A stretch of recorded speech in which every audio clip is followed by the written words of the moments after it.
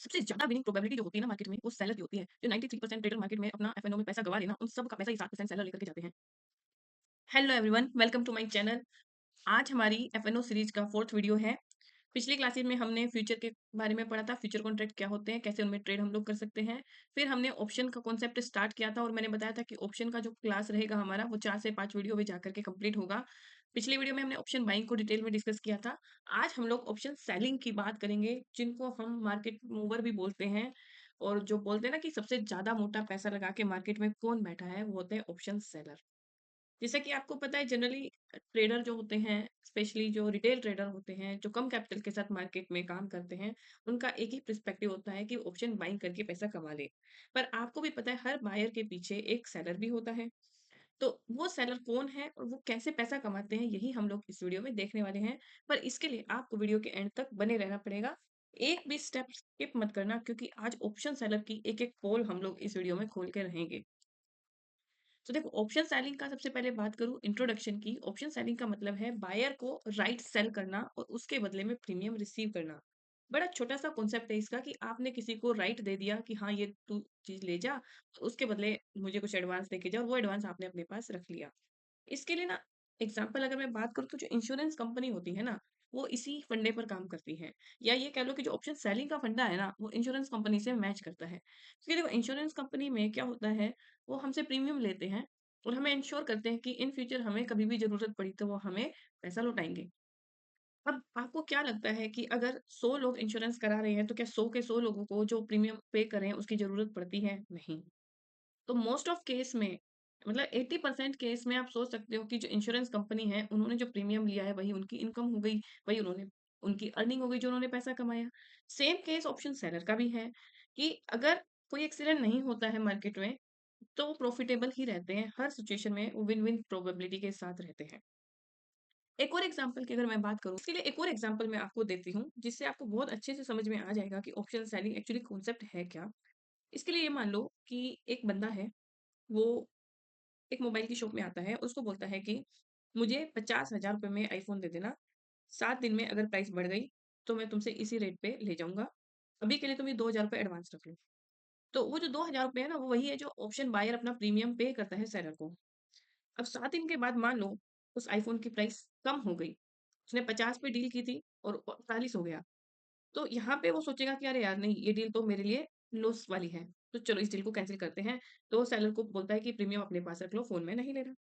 मान लो प्राइस थोड़ी-सी बढ़ी, जैसे 50,000 का फ़ोन 51,000 ही हो गया, तो भी वो सोचेगा यार इसको लेने में मुझे तो कोई ख़ास फ़ायदा हो नहीं रहा, तुम ये 2,000 रुपए प्रीमियम के रख लो, मैं नहीं ले रहा।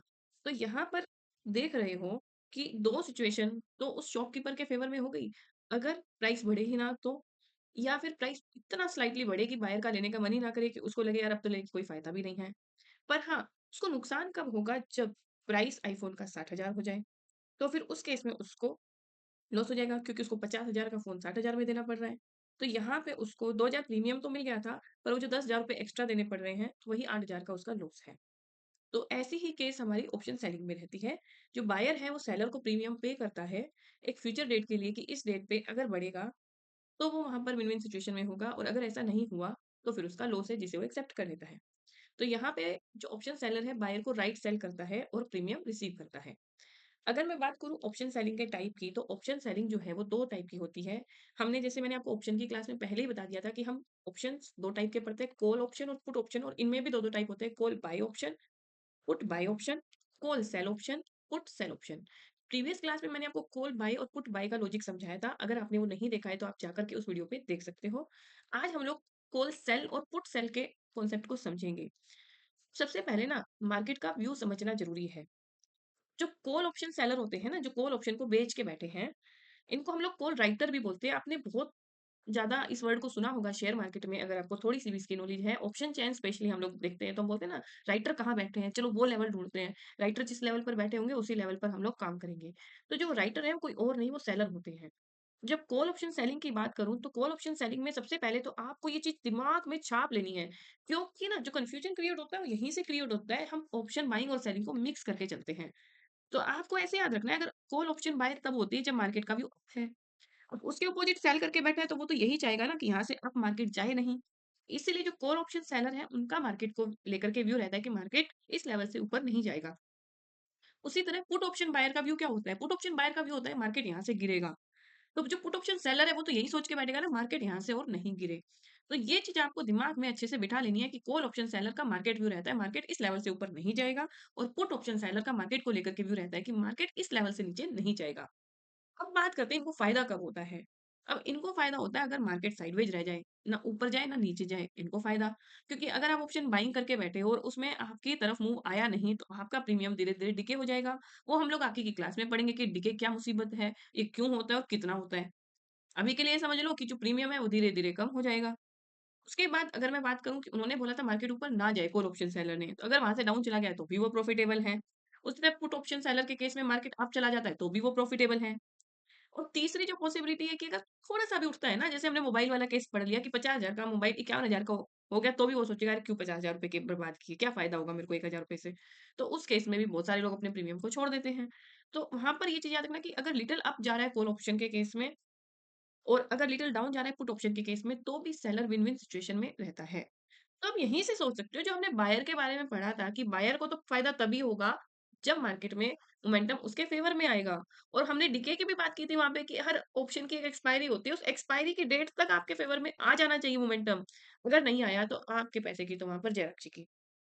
और यही सारे बेनिफिट कौन उठा लेता है मार्केट में? ऑप्शन सेलर, जो कि हमारे राइटर होते हैं, क्योंकि वो मार्केट को राइट करके बैठे कि इस लेवल से ज्यादा हम इसको हिलने नहीं देंगे।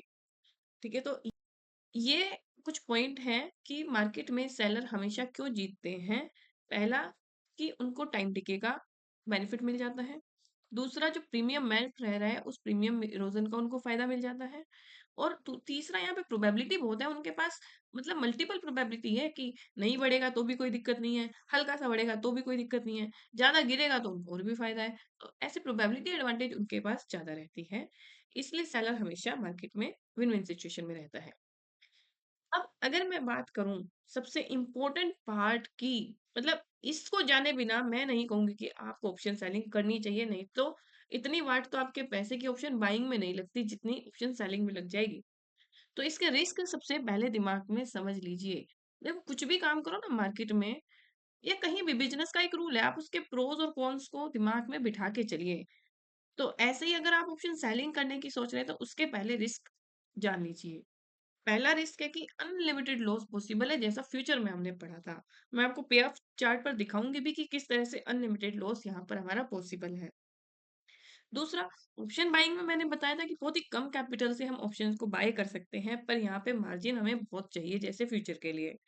और इन केस अगर फास्ट मूव मार्केट में आ गया, जैसे कि आज निफ्टी में हुआ था, आज बैंक निफ्टी में हुआ था, 2-2 ढाई-ढाई परसेंट का फॉल, उस दिन तो वहां पर अच्छा खासा सेलर को लॉस हो जाता है। तो ऐसे फास्ट मूव से उनको बचना होता है। तो इनसे कैसे बचा जाता है वो भी हम लोग आगे डिस्कस कर लेंगे। अगले टॉपिक पे चलते हैं। सबसे पहले बात करते हैं मार्जिन रिक्वायरमेंट की कि ऑप्शन को सेल करने के लिए, चाहे कॉल ऑप्शन हो या पुट ऑप्शन हो, ऑप्शन को सेल करने के लिए कितना पैसा चाहिए। तो यहाँ पे मैंने एक एग्जांपल लिया है, ये देखिए निफ्टी का 10 मार्च का 24,800 का कॉल ऑप्शन है, जिसका अभी प्रीमियम चल रहा है 320 रुपए। एक लोट अगर मैं इसका बाय करूँ तो 65 इंटू 320 उतना तो हमारा बाइंग में जाता है। पर यहीं अगर मैं इसको सेल करूँ तो सेल करने के लिए आप यहाँ पर देख सकते हैं फंड नीडेड है 2,12,000। सोचो ये 2,12,000 लगा के आप यहाँ पे एक बेट कर रहे हो जिसमें से आप सोच रहे हो कि आप कुछ पैसा कमा लो। तो एक तो ये रीजन है कि लोग सेलिंग में इंटरेस्ट नहीं लेते हैं क्योंकि मार्जिन रिक्वायरमेंट बहुत ज्यादा है। फिर सोचते हैं कि अगर इतना हम सेलिंग में लगाएंगे तो अगर हम फ्यूचर में कन्विक्शन हमारी सही है तो हम फ्यूचर में ही पैसा लगा के कुछ अर्न कर लें। दूसरा, ये देखिए निफ्टी का 10 मार्च का 24,800 का पुट ऑप्शन है जिसको मैंने यहाँ पर सेल किया है एक लॉट, जिसका प्राइस चल रहा है 227। यहाँ पे भी देखिए मार्जिन आपका 1,80,000 के पास है। तो आप देख सकते हैं क्लियरली कि कितना ज्यादा मार्जिन आपको ऑप्शंस के अंदर चाहिए जब आप ऑप्शन को सेल करने की सोचते हैं। अब आता है कि फंड देख लिया हमने, कितना चाहिए, बहुत ज्यादा चाहिए। अब आता है कि सेलिंग अगर हम सोच भी रहे हैं करने की तो सेलिंग हमें करनी कैसे चाहिए या किस लेवल पे करनी चाहिए।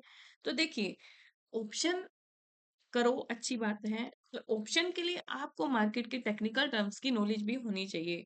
आपको पता होना चाहिए कि ये लेवल से मार्केट में मूव आने वाला है और ये भी पता होना चाहिए कि मूव कैसा आएगा, मूव वाइड आएगा या मूव बहुत स्मॉल रेंज का आएगा। ठीक है? अगर ये टेक्निकल टर्म आपको पता है तो आप ऑप्शन बाइंग करिए या ऑप्शन सेलिंग करिए, आप कुछ ना कुछ वहाँ से अर्न कर सकते हैं। तो इसके लिए अगर आपको टेक्निकल की बिल्कुल भी नॉलेज नहीं है तो आप हमारी टेक्निकल सीरीज को देख सकते हैं। अगर मैं लॉजिक की बात करूँ, सेलिंग के बेसिक लॉजिक क्या हैं, तो आपको सबसे पहले मार्केट की रेंज समझनी है। जैसे निफ्टी है, उसकी लोग मंथली रेंज पे बहुत काम करते हैं कि ये मान के चलते कि निफ्टी इस पूरे मंथ इस रेंज के अंदर रहने वाला है, तो उस रेंज के लेवल पर ऑप्शंस को सेल कर देते हैं, कॉल ऑप्शन भी और पुट ऑप्शन भी। या फिर अगर किसी स्ट्रॉन्ग सपोर्ट या रेजिस्टेंस के पास आपको पता होगा जब कोई भी स्टॉक या इंडेक्स पहुंचता है तो वहां पे कुछ टाइम वो कंसोलिडेट करता है। उस कंसोलिडेट का बेनिफिट उठाने के लिए सपोर्ट या रेजिस्टेंस के पास कॉल या पुट ऑप्शन सेल किए जाते हैं। और अगर वॉलेटिलिटी मार्केट में बहुत कम है, मार्केट साइडवेज फेज में चल रहा है, उस टाइम पर ऑप्शन सेलिंग से आप अच्छा बेनिफिट ले सकते हो। ये देखिए, ये मैंने एक एयू स्मॉल फाइनेंस बैंक का एग्जांपल लिया है, वीकली टाइम फ्रेम का ये चार्ट है हमारे पास। यहाँ पे मैंने यहाँ पे मैंने ये एक रेजिस्टेंस मार्क कर दिया है, ये एक सपोर्ट लेवल मार्क किया है।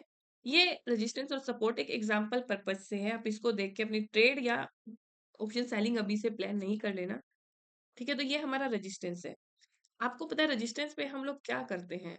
रेजिस्टेंस में हम लोग पुट को बाय करते हैं। अब वो तो हो गया बाइंग साइड का। अगर वहीं पर हमें सेलर का पर्सपेक्टिव बनाना है तो यहाँ पे हम लोग कॉल को सेल कर देते हैं।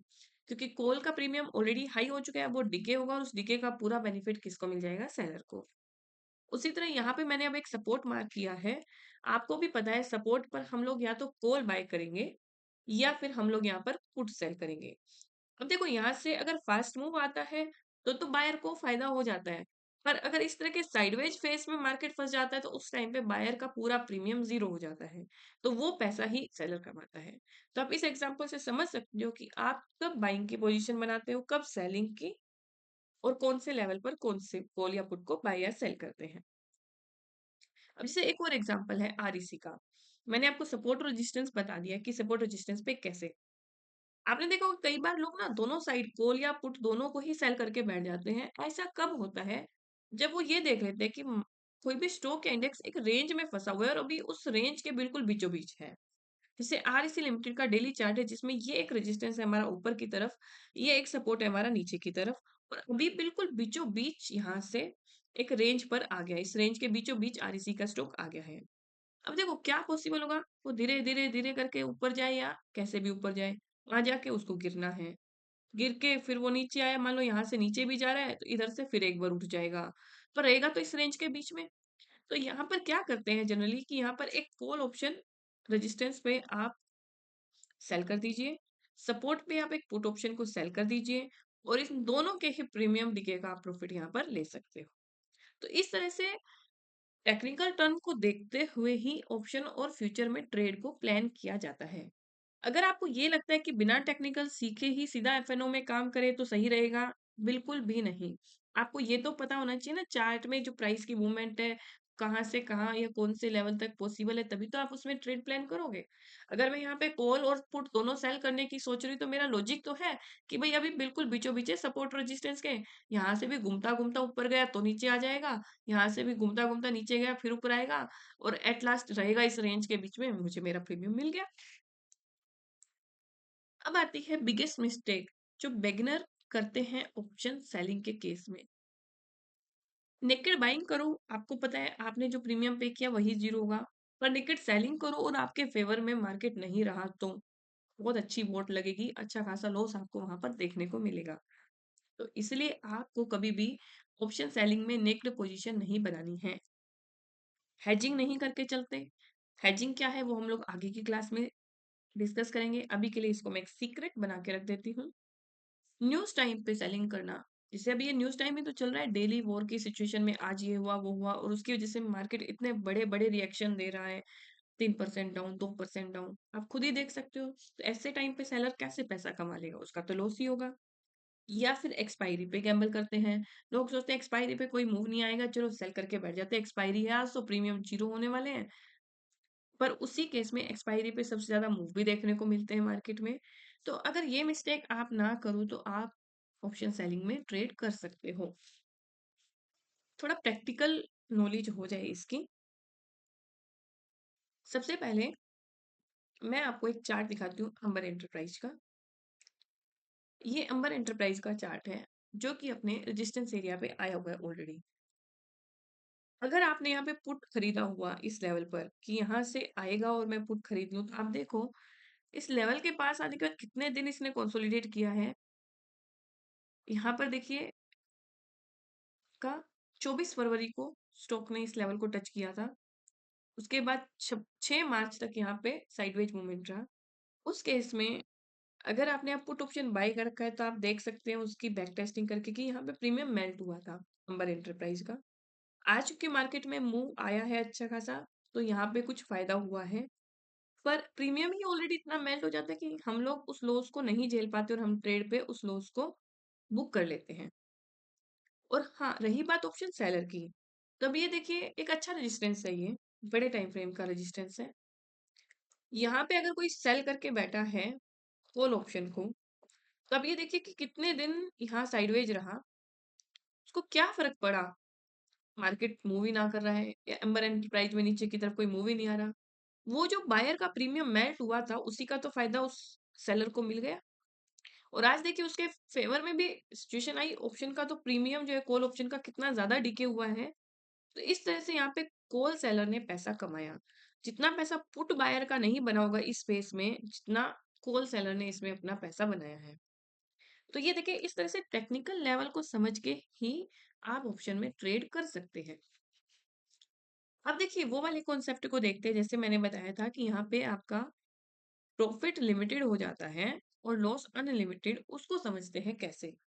तो ये यहाँ पर मैंने ओप्स्ट्रा को ओपन किया है। मैंने आपको बताया था कि एफएनओ में जब आप स्ट्रेटजीज पे काम करते हो तो अपनी स्ट्रेटजी को टेस्ट करने के लिए ओप्स्ट्रा बहुत अच्छी ऐप है, आप इसको यूज करिए। कोई इसके चार्जेस भी नहीं है, आप इसको फ्री यूज कर सकते हो। तो यहाँ पे निफ्टी को मैंने ओपन किया हुआ है। ये फ्यूचर की बजाय हम लोग ऑप्शन का सेगमेंट चूज कर लेते हैं। एक्सपायरी चाहो तो और पास की ले लो, आज की एक्सपायरी तो चलेगी, हम लोग 17 मार्च की एक्सपायरी ले लेते हैं। यहाँ पर देखिए कॉल ऑप्शन है 24,000 का। अब इसको मैं यहाँ पर बाई की बजाय करती हूँ सेल, एक लॉट, प्राइस चल रहा है अभी 430, ऐड पोजीशन। ठीक है, अब आप देखिए कि इस एक लॉट को बाय करने के लिए मुझे कितना पैसा लगाना पड़ रहा है अपना, 2,19,368। तो आप देख सकते हैं एक तो प्रीमियम इनके मतलब मार्जिन इनका बहुत महंगा रहता है बाय करने के लिए। जब मैक्स प्रॉफिट कितना होगा, जो बायर का प्रीमियम होगा, बायर का प्रीमियम कैसे निकलता है मैंने आपको बताया था, ऑप्शन के प्राइस को क्वांटिटी से मल्टीप्लाई कर दो। एक लोड 65 क्वांटिटी का है निफ्टी का, तो 65 इंटू 430, तो ये 28,000, ये आपका प्रॉफिट होगा। अब आप पे आउट चार्ट से देख सकते हैं कि आप यहाँ बैठे हैं, इस लेवल पे आपने ऑप्शन को सेल किया है। अगर साइडवेज भी रहता है तो भी आपको प्रॉफिट है एक्सपायरी तक। यानी 17 तारीख तक थोड़ा सा भी मोमेंटम नहीं आ रहा है ना, देखो आपको पूरा प्रीमियम यहाँ पर मिल रहा है। जितना ज्यादा गिरेगा आपका प्रीमियम तो फिक्स है 28,000, इससे ज्यादा आपको मिलने नहीं वाला। अगर मैं बात करूं, अगर थोड़ा सा ही हमारे अनफेवर में जाता है तो भी आप एक्सपायरी तक कुछ ना कुछ तो लेकर के जाओगे, यहाँ जैसे 18,000 दिखा रहा है। पर हाँ, अगर ज्यादा स्पाइक आ जाती है तो आपको ये देखिए लॉस 28,000, 33,000, मतलब निफ्टी अगर 25,000 पहुंच गया तो 40,000 का लॉस आपका यहाँ पर हो जाएगा अप्रोक्सीमेट। तो ये होता है कि आपका यहाँ पर प्रॉफिट लिमिटेड है, लॉस अनलिमिटेड है। प्रोबेबिलिटी, अगर मैं यहाँ सिर्फ बाइंग पे पोजीशन बनाती तब आप देख सकते हो यहाँ प्रोबेबिलिटी कितनी है, 34% की। पर अगर आप बाय के बजाय सिर्फ सेलिंग देखते हैं तब आपकी प्रोबेबिलिटी ऑटोमेटिकली बढ़ जाती है यहाँ पर 65% की। तो यानी कि आपकी प्रोबेबिलिटी सेलिंग साइड पर ज्यादा है, पर वो सेलिंग भी तो आपको मार्केट के सारे लेवल समझ के ही करनी है। तो ये था हमारा ऑप्शन सेलिंग का कंसेप्ट कि किस तरह से हमें मार्जिन की रिक्वायरमेंट होती है, कितना प्रॉफिट कितना लॉस ऑप्शन सेलिंग में हमें रहता है, और क्या मिस्टेक हमें ऑप्शन सेलिंग के केस में नहीं करनी है। नेगेटिव सेलिंग हम लोग नहीं करेंगे, हेजिंग करके चलेंगे प्रॉपर, न्यूज़ टाइम पे सेलिंग को अवॉइड करेंगे और एक्सपायरी से बचेंगे। अगर हम किसी मंथली एक्सपायरी पर ऑप्शन को सेल करके बैठते हैं, तो उसका रूल यही होता है कि एक्सपायरी से 2 या 3 दिन पहले अपनी पोजीशन से एग्ज़िट ले लो। नहीं तो जो प्रॉफिट हो रहा है उसको मिनट नहीं लगता लॉस में कन्वर्ट होने में। आई होप आपको ये वीडियो अच्छा लगा हो। अगर वीडियो अच्छा लगा है तो ज़्यादा से ज़्यादा अपने दोस्तों के साथ शेयर कीजिए, चैनल को सब्सक्राइब कीजिए, वीडियो को लाइक कीजिए और कभी-कभी कमेंट भी कर दिया करो अगर कुछ भी डाउट मार्केट को लेकर के आपका रहता है तो। Thank you everyone.